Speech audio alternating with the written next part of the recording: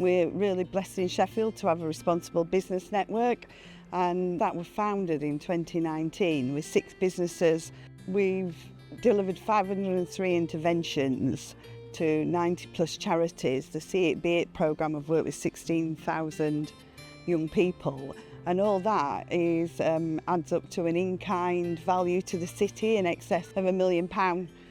Sheffield is it's a huge city, it's a big city, it's a core city, but for a long time it's felt as though the city has been a city of two halves. Things like transport poverty, skills poverty, housing poverty, food poverty, access to good jobs, access to good healthcare, access to very small, simple things that a lot of the time we can take for granted.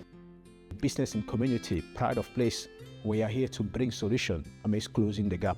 We believe that the approach that BITC, Sheffield Pride of Place, is taking is, for me, is a very good one, because we localize it by actually targeting neighborhoods that need help and going in there and elevate them.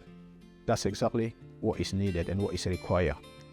We serve a very deprived area, and some of our children find school a really tricky place to be. Our children are wonderful communicators, but I think our Forest School in particular has allowed a very, what would be perceived a difficult group of children who find their emotions quite difficult to control. They can now play together, work together, communicate with one another in order to be able to solve everyday life problems that as grown-ups we would find quite easy to do. So these schemes have been enabled by HLM Architects, by Urban Wilderness, by various other businesses including David Wilson and Barrett Homes and Aviva. So Aviva have been involved in our communities for 325 years, but we're delighted to be getting involved in a place-based approach with BITC. If you look at what a great long-term investment would be in Sheffield to help develop our economy, to help create a connected city where diverse talent can be part of our businesses, why wouldn't you start here?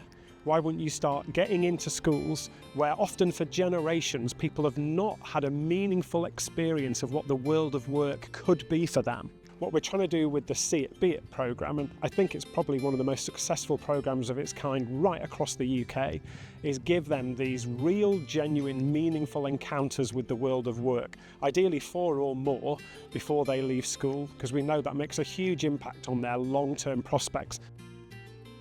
We started on this journey of looking at addressing inequality of opportunity across the city around employer encounters for young people. And we know that 4 or more employer encounters can have a significant impact on a young person's life chances and career choices. And the challenge, therefore, is getting employers in. We need to be able to build those contacts, build those networks. So at school we can reach out, but nothing takes more weight than having other businesses behind it, the city behind it, going engage with schools.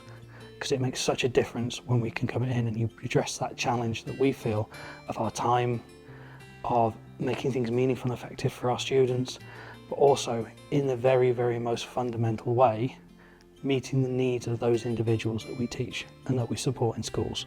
Because every single one of them is an individual who has come from a different background, a different community, and we have to provide them with role models because it's so important for young people to have those people they can see themselves in, those companies that they could work for. So I wanted to be a lawyer.